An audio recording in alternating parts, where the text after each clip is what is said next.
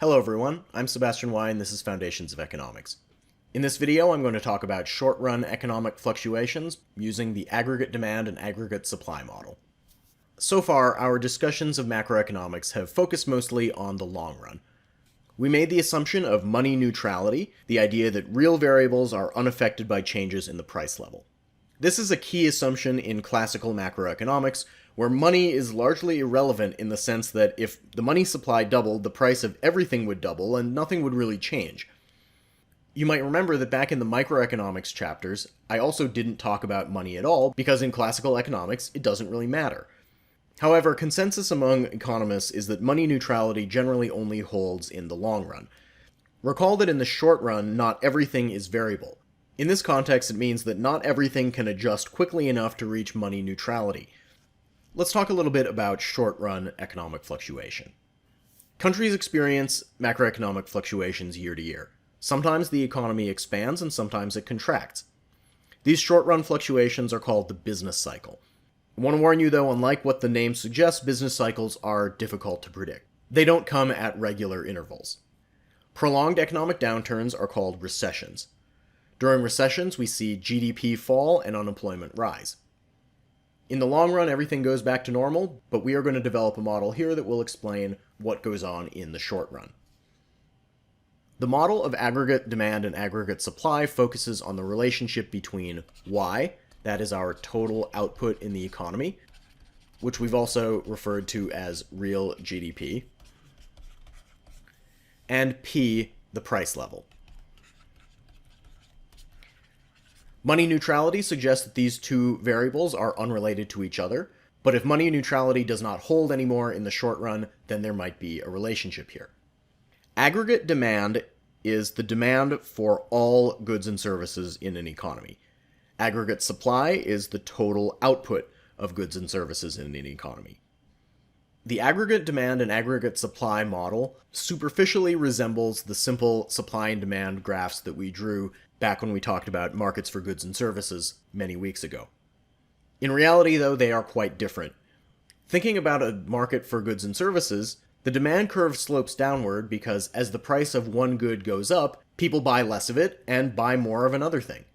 But here we're looking at the overall price level. That's P, the price of everything in the economy. So it's less clear that as the price level goes up, why people would buy fewer total goods and services, because there isn't anything to substitute to. This means we're going to have to make macroeconomic arguments for why these curves look the way they do, and this is totally different from the way that we thought about microeconomic supply and demand models. Let's talk about aggregate demand first. Recall our GDP identity, Y equals C plus I plus G plus NX. This balances out because on the left-hand side we have our total output, and on the right-hand side we have our total expenditure. And these need to balance each other out. A simple way of looking at this is that the right-hand side of this equation is aggregate demand and the left-hand side is aggregate supply. Breaking this down, we are going to ignore net exports for this video because we have not talked about open economies in this course. When we think about government spending, that's determined completely by government policy and doesn't have anything to do with the way that consumers behave. Government spending is still part of aggregate demand, but it doesn't have anything to do with the slope of aggregate demand. That depends completely on C and I. Let's think about how these two things would be related to the price level. As the price level increases, the value of money that everybody is holding decreases.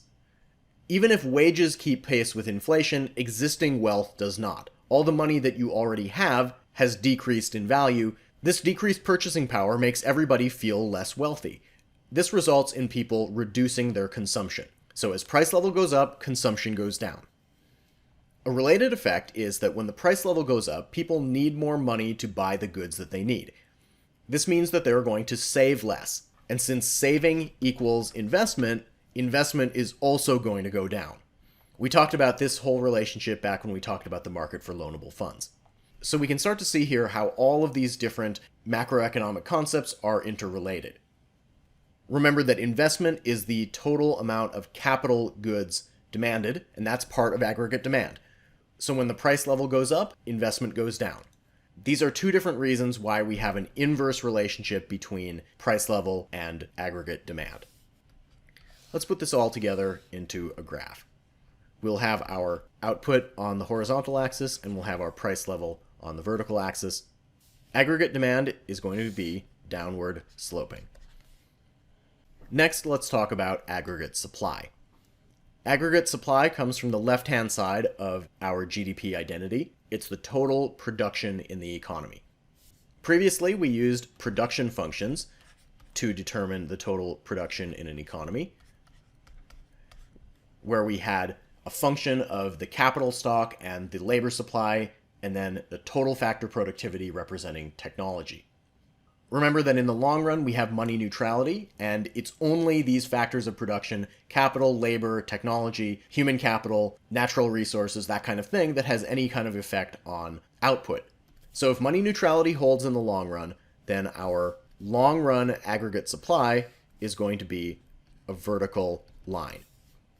The amount of output we have in the economy in the long run is fixed at the natural output.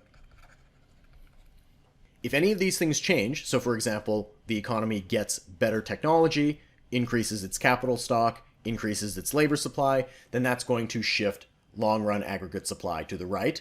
If any of those things decrease, then long-run aggregate supply would shift to the left. The short run is not quite so simple, though. Our textbook argues that the short-run aggregate supply is upward sloping. I'm going to go through two relatively simple arguments for why that is.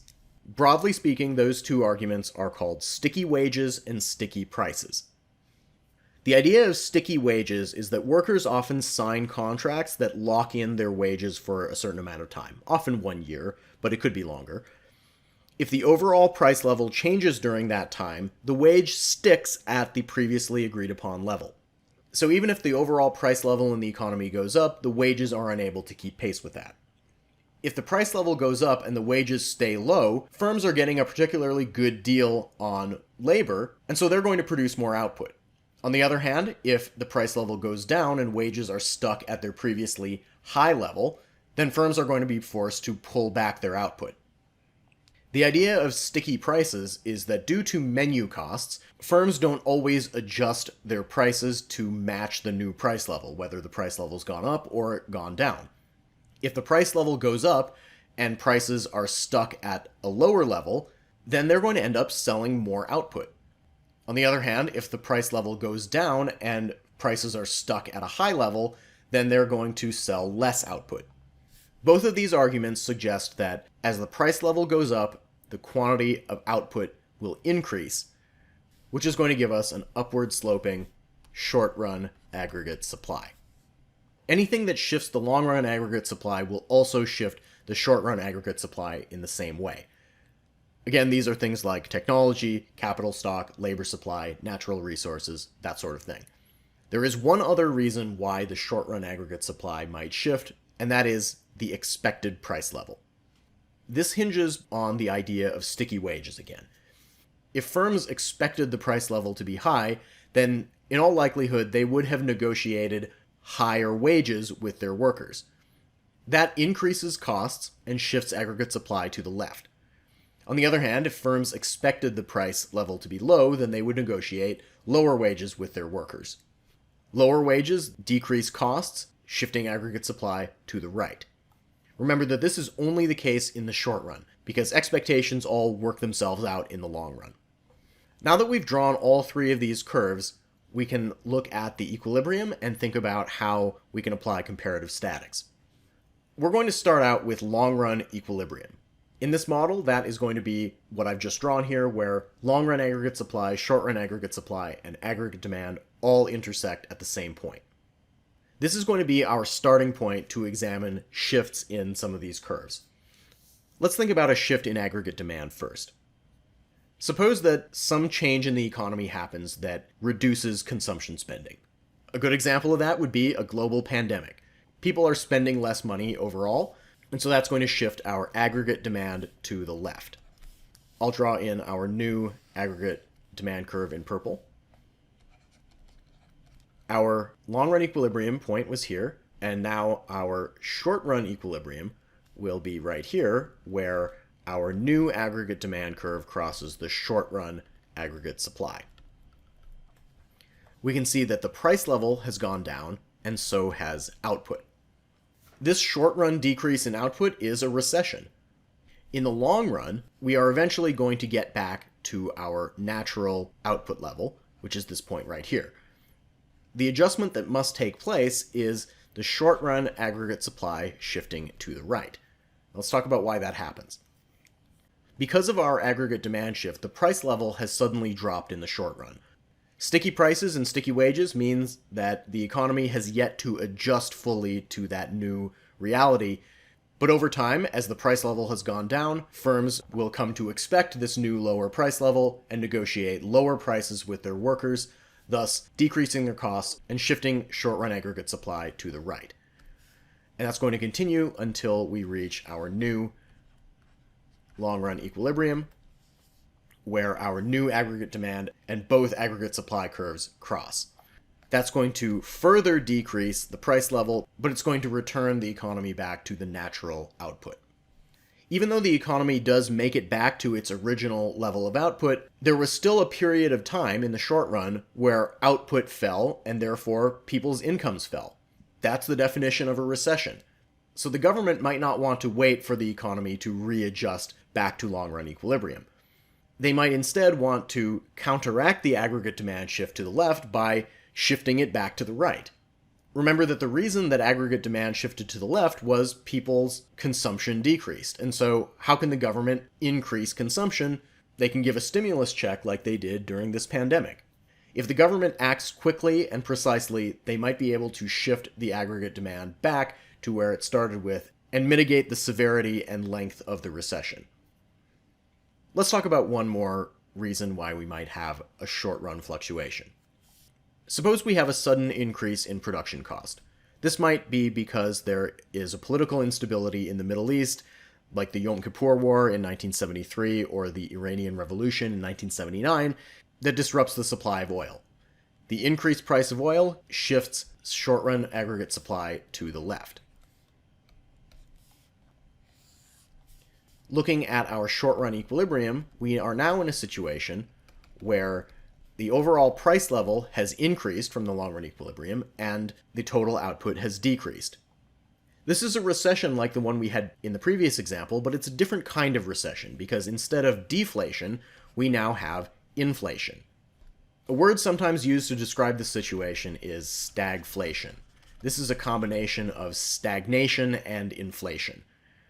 Once firms adjust to this new higher level of prices, they're going to adjust wages and end up paying higher wages, increasing their costs, and that's going to shift short-run aggregate supply to the left again. This is going to make the stagflation problem even worse. Eventually, because of the high unemployment, workers are going to lose some of their bargaining power and wages will start to come back down again, and eventually our short-run aggregate supply will shift back to where it started and we will end up back at our original long-run equilibrium. But we will again have gone through a short-run recession where people's incomes are reduced.